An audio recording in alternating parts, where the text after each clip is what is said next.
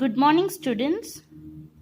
So before starting into the lesson, I want all the students should be very familiar with the words given in your course book in the lesson, that is just before recess. Parker kept his son in his desk. He fed it gravel and twigs, and once his gum went, it lost its flavor. The warm varnished desktop felt good against his forearms, and the desk's toasty metal bottom kept the chill off his legs. Today, Mr. Earl was gardening papers at the front of the class, every once in a while glancing up at the third graders to make sure none of them were talking or passing notes or looking out of the window. Parker would quickly shift his gaze down to his textbooks so Mr. Earl would not give him the glare, a sure sign that Parker's name would soon go up on the board with the other kids who had lost their lunch privileges for the day. He could feel Mr. Earl's attention pass over him like a searchlight. Slipping a pebble out of his pocket, Parker carefully lifted his desktop a quarter of an inch and slipped the rock in. It made a tiny clink when it dropped to the bottom. He leaned the desk away from him until he heard the pebble roll towards the sun, followed by the tiny hiss that meant the rock had vanished into it. 2 days ago, he had opened his desk to put his lunch in, but instead of the pencil box, tissue box and books, he accepted to see a cloud swirled in the space. At its center was a dull, pulsing red glow. He shut the desk and looked around to see if anyone else had noticed. An hour later, the dusty swirl in his desk and contracted to a bright spot in the middle. He cautiously moved his hand towards it. At first he felt only the heat, but when he got within a few inches, the skin on his palm began to sting, like the flesh of pulling away.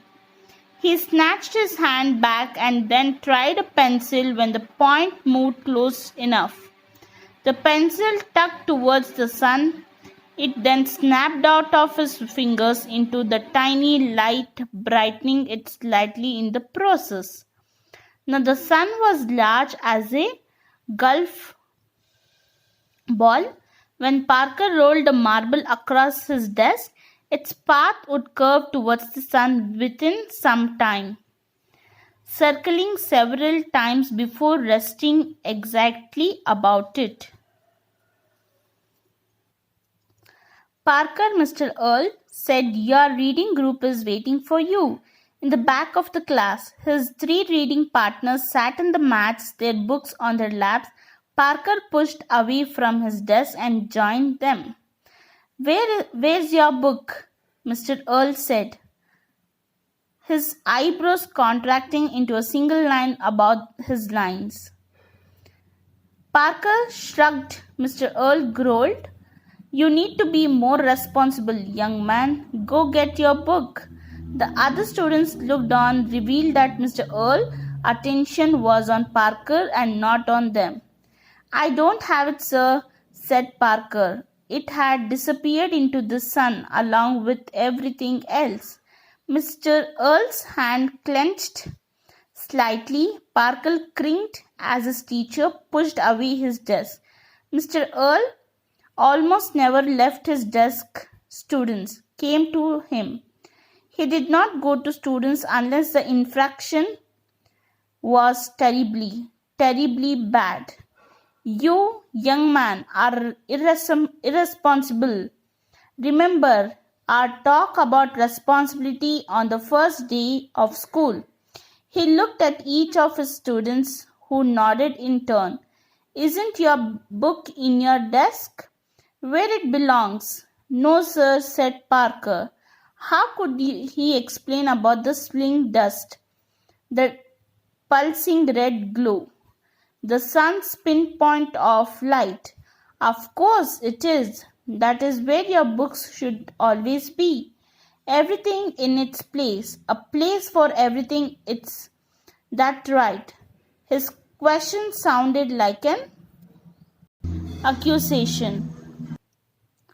Parker nodded. But my book isn't there, Mr. Earl.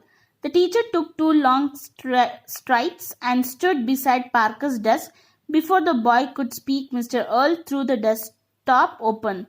For a second, he started into it. A white glow reflected off his face. What is this? He said as he reached towards the brightness. Careful, Mr. Earl, Parker started to say, but it was too late. The teacher screeched before lurching against the desk. He went down quickly, his feet vanishing into the desk last. A long silence filled the room. Parker stood up and walked back to his desk.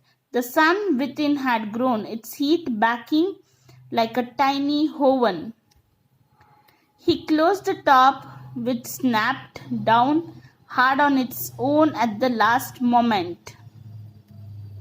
The other student hadn't moved. Parker looked at them. They looked at them. Over the intercom at a bell softly chimed. Recess, said Parker, and they all ran outside to play. So this is a lesson which is written by James Van Pelt. So, and also you'll be getting the keywords with the meanings. So you need to learn the keywords and the meanings, which I'll be sending you for worksheet, which you have to write in your English homework book. So thank you, students.